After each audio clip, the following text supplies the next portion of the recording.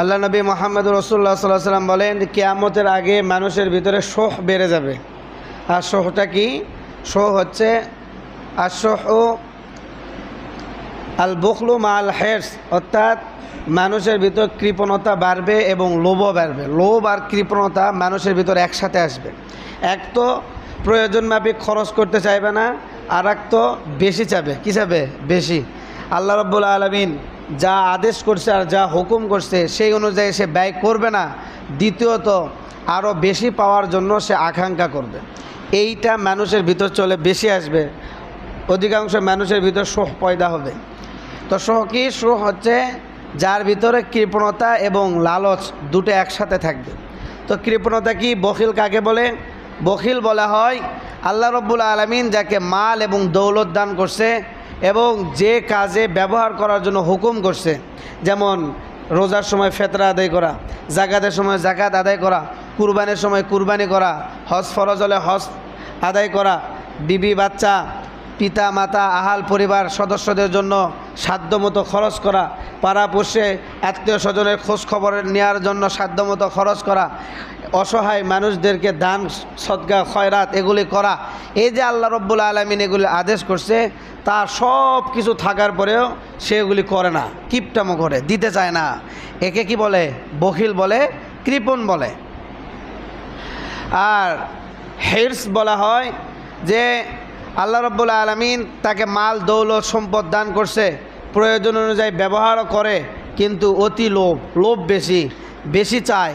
10 টাকা থাকলে পেট ভরে না, চায় যে 20 টাকা কীভাবে হবে। একটা দালান আছে, চিন্তা করে আরও একটা দালান কীভাবে বানানো যায় এটা নিয়ে সারাদিন ফিকিরে থাকে। মানে সম্পদের লোভ তার অন্তর থেকে যায় না। সব সময় কিভাবে বেশি সম্পদ করবে, কিভাবে টাকা বেশি কামাই করবে, কিভাবে টাকা বেশি উপার্জন করবে, এই চিন্তায় ব্যস্ত থাকে। একে বলে হিরস, একে বলে কি? লোভ। আর শোহ বলা হয় যার ভিতর বখিলও আছে, আবার হিরসও আছে, লোভও আছে, আবার কৃপণতাও আছে, দুটাই আছে। মানে এক তো প্রয়োজন অনুযায়ী আল্লাহ তাআলার জন্য খরচ করে না, দ্বিতীয়ত আবার কি চায়? লোভ করে, বেশি চায়, বেশি আকাঙ্ক্ষা, বেশি চাওয়া, বেশি পাওয়া। তো আল্লাহ নবী বলে কিয়ামতের আগে মানুষের ভিতরে এই শোহটা বেড়ে যাবে, সবার ভিতরে এই শোহটা বিস্তার করবে। আর মানুষের ভিতরে সৃষ্টিগতভাবে আল্লাহ রাব্বুল আলামিন শোহটা দিয়ে দিয়েছেন। যেমন আল্লাহ রাব্বুল আলামিন কোরআনের মধ্যে বলেন যে মানুষকে আমি সৃষ্টি করছি, আর প্রত্যেক মানুষ সৃষ্টিগতভাবে তাদের ভিতরে শোহ আছে। মানে কৃপণতা আর অতি লালচ এটা প্রত্যেক মানুষের সৃষ্টিগত সিফত।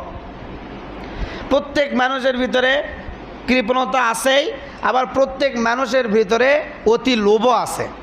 এটা মানুষকে আল্লাহ রাব্বুল আলামিন সৃষ্টিগতভাবে দিয়ে দিছে। তখন উপায় হুজুর আমাদের সবার ভিতরে আছে, তো উপায় কি? আল্লাহ রাব্বুল আলামিন সেই উপায়ও বলে দিয়েছেন, ওয়া মান ইউকা শুহা নাফসিহি ফাউলাইকা হুমুল মুফলিহুন।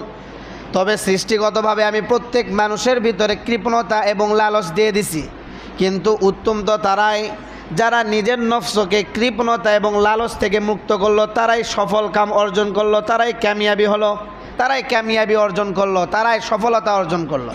তাহলে সৃষ্টিগতভাবে আমাদেরকে কৃপণ বানাইছে, আমাদেরকে অতি লালচ বানাইছে আল্লাহ তাআলা, কিন্তু আল্লাহ রাব্বুল আলামিন আবার বলে দিছে যে তোমরা তোমাদের নফসকে কৃপণতা এবং লালচামি থেকে কি করো? বাঁচায় রাখো। যদি তোমরা তোমাদের নফসকে এই শোহ থেকে বাঁচাতে পারো, তাহলে তোমরাই হবা কামিয়াবি, তোমরাই সফলতা অর্জন করলা, তোমরাই দুনিয়ার মধ্যে সফল কাম করলা। আর আল্লাহ নবী বলেন ইত্তাকুশ শোহ, হে আমার উম্মত তোমরা শোহ থেকে বেঁচে থাকো। কেননা ইতিপূর্বে তোমাদের আগে যে সমস্ত উম্মত, যে সমস্ত আদম সন্তান দুনিয়াতে এসেছিল, তাদের ধ্বংসের মেন কারণই হচ্ছে শোহ।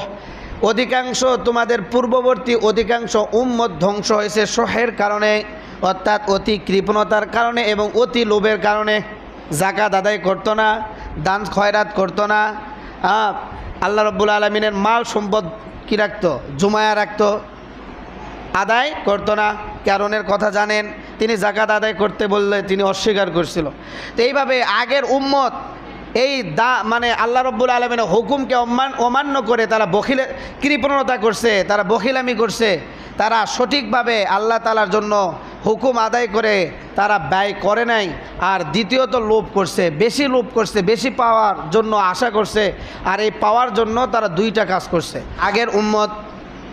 আগের উম্মত এই একটা সিফতের কারণে ধ্বংস হয়ে গেছে বেশি, সেটা হচ্ছে কৃপণ ছিল আর লোভ বেশি ছিল। জাকাত আদায় করতো না, মানুষের হক আদায় করতো না, আবার দ্বিতীয়ত বেশি লোভ করতেছিল। আর এই দুটাকে বাস্তবায়ন করার জন্য তারা দুইটা কাজ করত। এক নম্বর, তারা রক্তপাত ঘটাইতো। রক্তপাত মানে সামান্য একটু সম্পদের জন্য তারা যাকে তাকে হত্যা করত, যাকে তাকে খুন করত।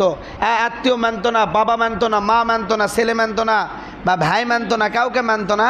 সামান্য সম্পদের জন্য আগেকার মানুষেরা যাকে তাকে হত্যা করছে। হত্যা করাটাকে তারা এইরকম একটা সামান্য কিছু মনে করছে যে আমি সম্পদ পেলেই হলো, বা আমি ধনী হলেই হলো, একে হত্যা করে হোক আর তাকে মেরে হোক, যেভাবে হোক আমি ধনী হলেই হলো। দ্বিতীয়ত, তারা হারামকে ঘুরে ফিরে হালাল বানানোর চেষ্টা করছে। মানে আল্লাহ রব্বুল আলামিন যে সম্পদটাকে হারাম বানাইছে, যেই সম্পদটাকে তাদের জন্য হারাম করে দিছে, তারা সেটাকে ঘুরে ফিরে কি বানানোর চেষ্টা করছে? হালাল বানানোর চেষ্টা করছে। এই দুইটা কারণে তারা ধ্বংসের দিকে গেছে, তারা ধ্বংস হয়ে গেছে। তাদের ভিতরে এক তো শোখ ছিল, কৃপণতা ছিল, আর লোভ ছিল। আর এই দুইটাকে বাস্তবায়ন করার জন্য তারা দুইটা কাজ করছে। মানুষকে অন্যায়ভাবে হত্যা করে সম্পদকে দখল করছে, আর দ্বিতীয়ত হারামকে ঘুরে ফিরে কি বানাইছে? হালাল করে নিছে। ঘুরে ফিরে নিজের জন্য হালাল করে নিছে। ঘুরে ফিরে হালাল করে তারা সম্পদটাকে, হারাম সম্পদকে হালাল করে নিয়ে নিজের জীবনের ভিতরে সম্পদকে বৃদ্ধি করার চিন্তায় তারা মগ্ন ছিল। এই জন্য উম্মত, তোমরা শোহ থেকে বেঁচে থাকো, কেননা তোমাদের ভিতরে যদি এই শোহ এসে যায় তাহলে তোমরাও পূর্ববর্তী উম্মতের মতো ধ্বংস হয়ে যাবা। আর কিয়ামতের আগে আমার উম্মতের ভিতর এই শোহটা বেড়ে যাবে, ব্যাপকতা লাভ করবে, সবার ভিতরে কৃপণতা আসবে, আর সবাই সম্পদের লোভ করবে, সবাই বেশি চাওয়া, বেশি আশা, সব কিছু মানুষের ভিতরে বেশি থাকবে। তো আল্লাহ রব্বুল আলামিন আমাদের সবাইকে এই শোহ থেকে বেঁচে থাকার তৌফিক দান করুন, সবাই আমিন।